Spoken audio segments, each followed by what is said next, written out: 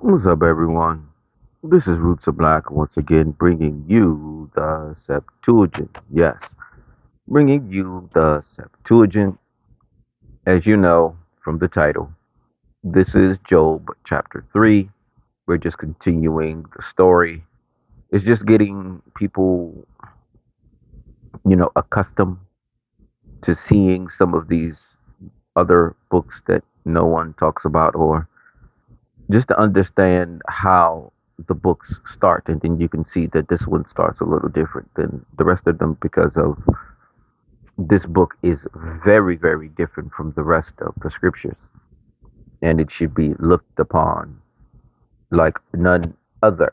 Okay, so we're going to go to Moon Plus Reader Pro. All right, so we're going to go to chapter 3 now. I'm going to highlight chapter 3 to let me know that I have done this. All right.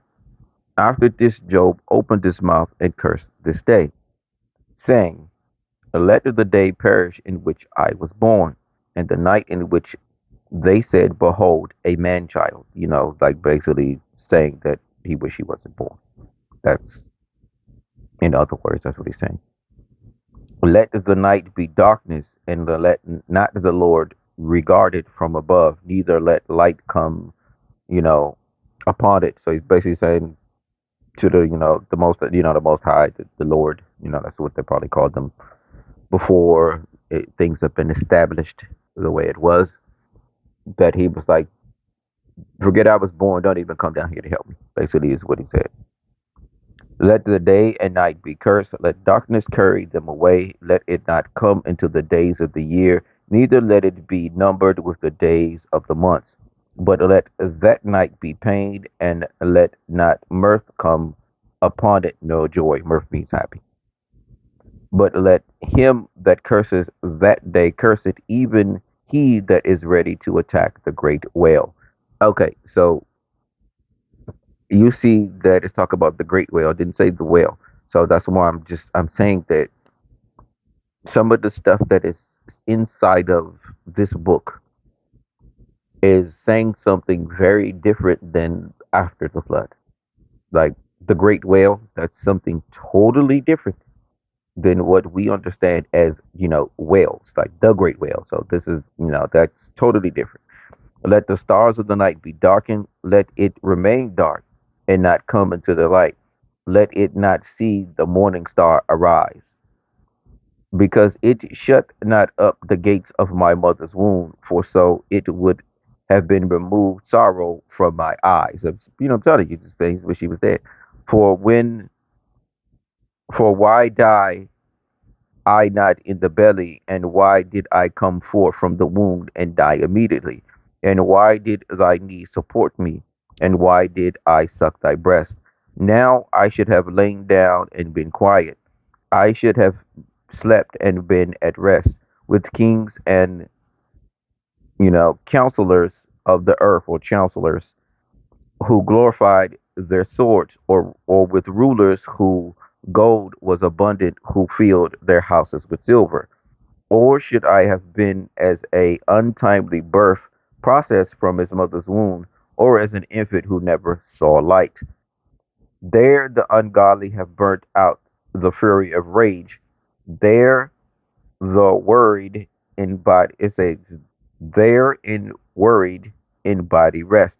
And the men of old time have together ceased to hear extractor's voice. Like saying when it was born. Thus, I said thus, the small and great are there, and servants that fear his Lord. For why is this light given to those who are in bitterness, and life to the soul which are in griefs? Oh, there's another one I gotta fix.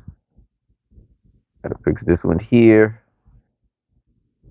And I like gotta fix that one there.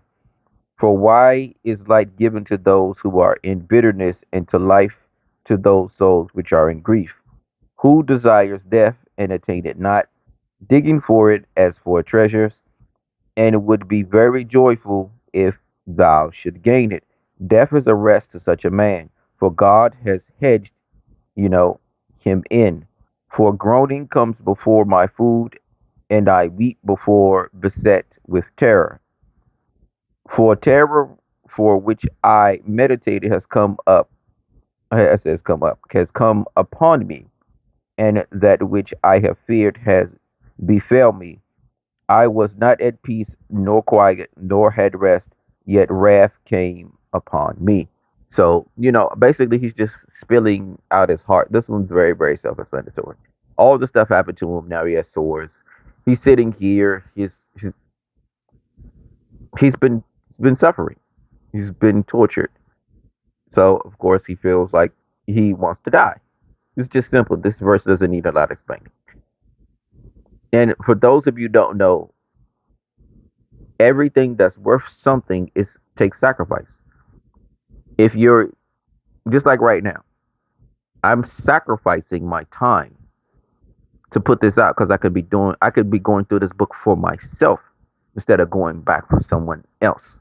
I'm sacrificing the most precious thing that I've ever had is my time because I can't never get time back ever. Once it's gone, it's gone. But I'm sacrificing it.